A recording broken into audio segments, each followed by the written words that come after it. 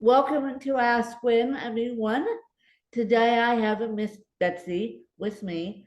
And for those of you that didn't hear Betsy's first interview, I'm sure Danielle will put that in the show notes. And in fact, I'm making Danielle put that in the show notes because I really want you to hear Betsy's story.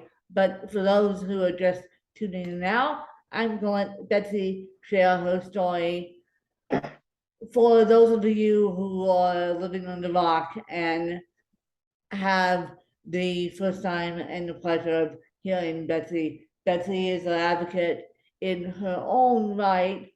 I started following her journey of her son way back when on Facebook, and her son now doesn't live with her. He lives semi-independently. She's going to correct me if I'm wrong, but I believe he lives semi-independently.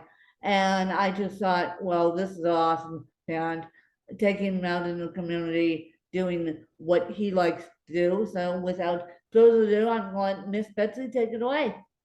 Oh, thank you, Win, for having me on. Yes, Josh does live with me, and I'm glad. And we have a lot of fun together, going to movies, and shopping because we weren't able to spend time together for 10 years when my husband and Joshua's dad, Matt, had Alzheimer's. But we took Matt out until we couldn't do it anymore, until Matt was no longer able to.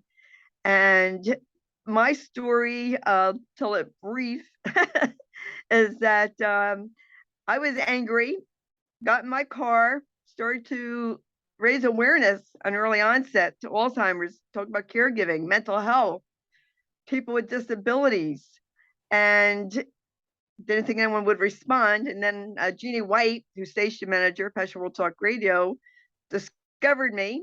And I talked at her show, and then I have my own show, Chatting with Betsy, and also a support group, hashtag Kick, Alzheimer's Ass Movement on Facebook, because I feel when nobody should ever have to walk this journey alone during caregiving or after, like I had to do it alone for so many years. Yeah.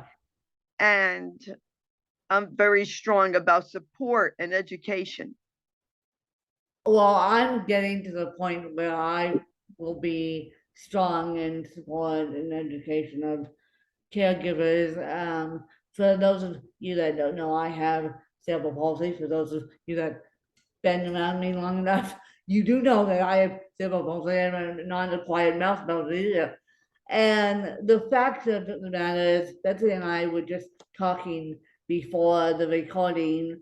I had a little bit of a debacle this morning, and I'm going to say when people now work with me, they need to get an alarm clock and set that alarm clock the night before because they do make alarm clocks, caregivers. They do, and I'm saying this out loud publicly to the caregivers that are listening, to the parents that are listening and having issues with their caregivers. They do make alarm clocks that you have to jump up and get to turn off, physically pick up to turn off. They fall off the table and still are going until you pick them up and turn them off. I don't want these caregivers relying on their phones, but yet we all do. We have alarms on our phones, but yet we all do. How in the world are we going to be functioning as a disabled human society if we don't have able-bodied help? Answer me that, people.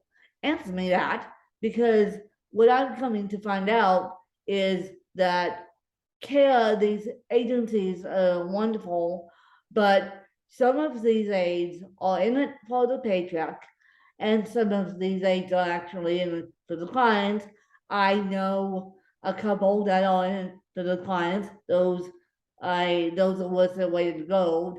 But others are in it for the paycheck. And what Betsy and I were talking about is since the pandemic, people don't want to work. People don't want to work. I mean, people don't want to come out and fix anything in these houses, such as washers, dryers, heaters, let alone be aides. So that's my story, and I'm sticking to it. Yes, it's very, very frustrating to get help these days. I mean, you even go to a restaurant now and they're short staffed. Yeah. Actually, there's a diner that's been in business in my area for years. Used to be open 24/7 before the pandemic. Now they close at 3 o'clock because they have no workers. Yeah. Where are these where are these people like that used to work that are no longer working? Yeah, that's what I want to know. And so, what has been your, I know you told me this in the last episode, but what has been your greatest achievement since becoming a caregiver advocate and since becoming doing the work that you do? I think, well, I did receive in 2021, November, the Caregiving Visionary Advocate Award by caregiving.com. That was quite an honor. My, what I love is when someone tells me I helped them. When a guest tells me, "Oh, it was great talking to you, Betsy. You know how to connect with with people." That is that's my heart. Um, I am, when you hear me on my podcast, I am being who I am because I can't be anything else Which but me. I have heard you on your podcast. I had the luxury of being interviewed by Betsy, and I have heard you, and the questions you asked were amazing, and I'm not saying it to be nice. They were authentic enough because we as podcasters don't put on a podcasting personality. This is all personality, day in, day out. Talk on the phone with us. You'll find the exact same personality that Betsy and I both have. And people say, well, you have so much joy in your life. How?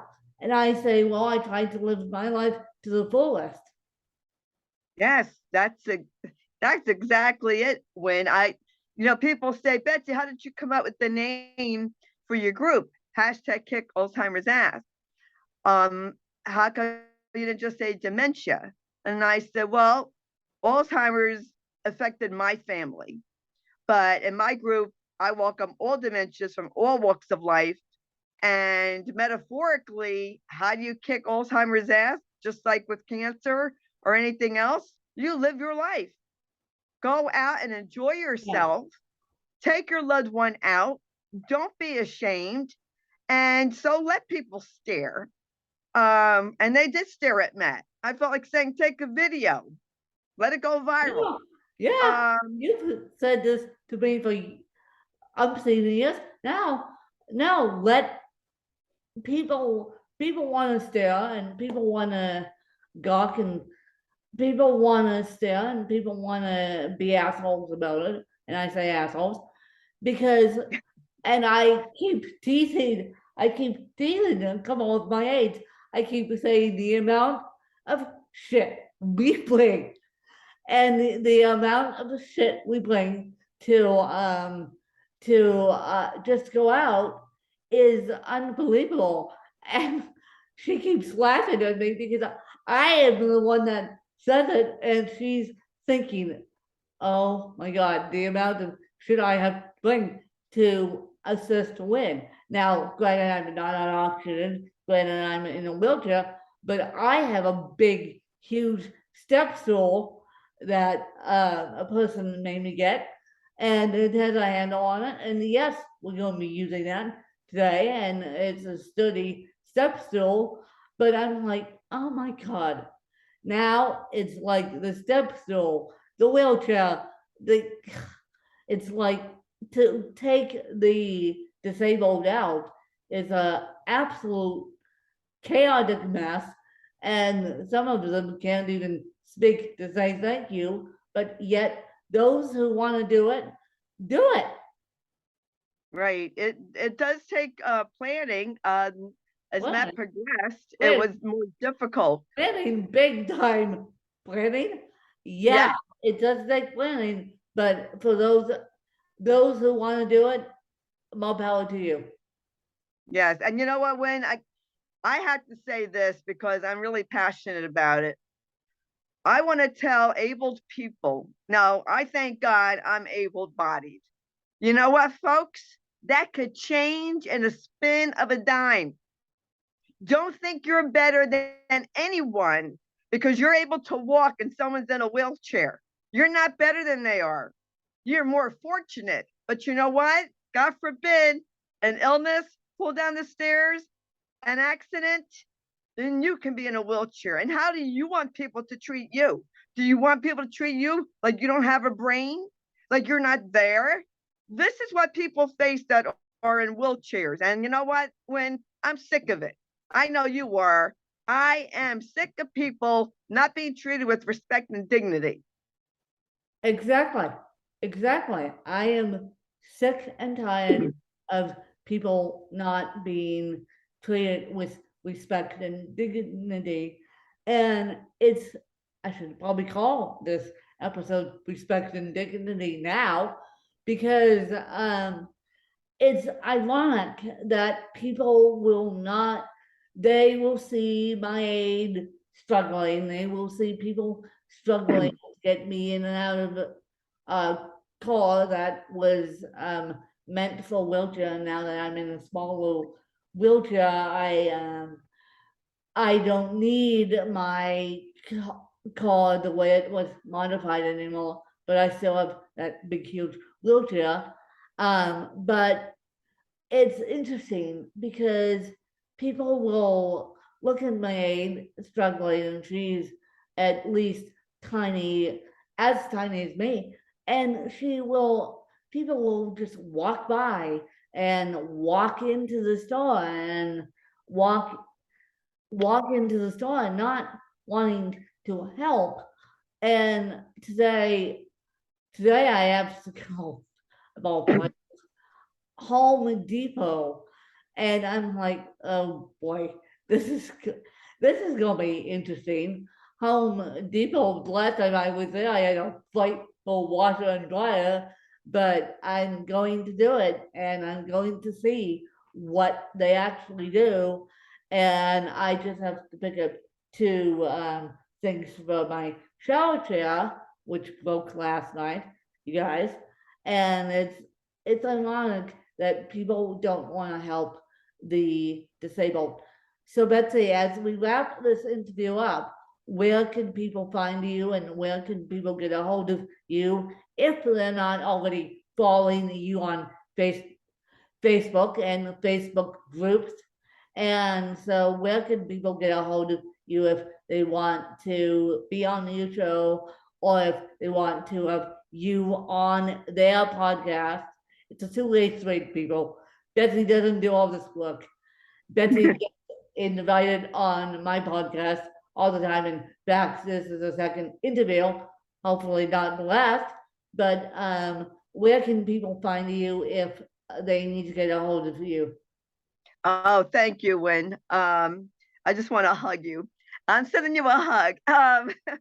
They can get a hold of me on my Facebook page, BETSY Wurzel, Wurzel. My Facebook support group is hashtag Kick Alzheimer's Ass Movement on Facebook. My show, Chatting with Betsy, is on Spotify, Spreaker, Amazon Music, and also on PassionateWorldTalkRadio.com. They could reach me there. And you guys, you probably should get Spotify on your phones, because Betsy does an amazing job herself with podcasting.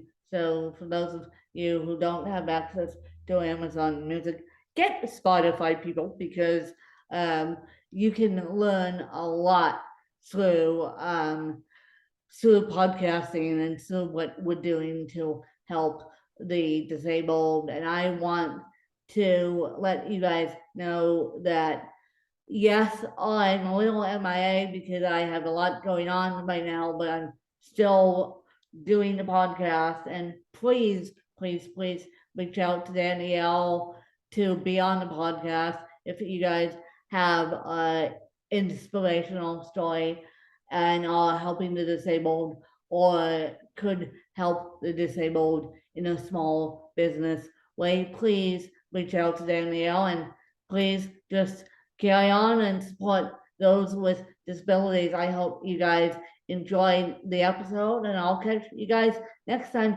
Thanks to you guys. Bye, you guys. Bye-bye. Thank you.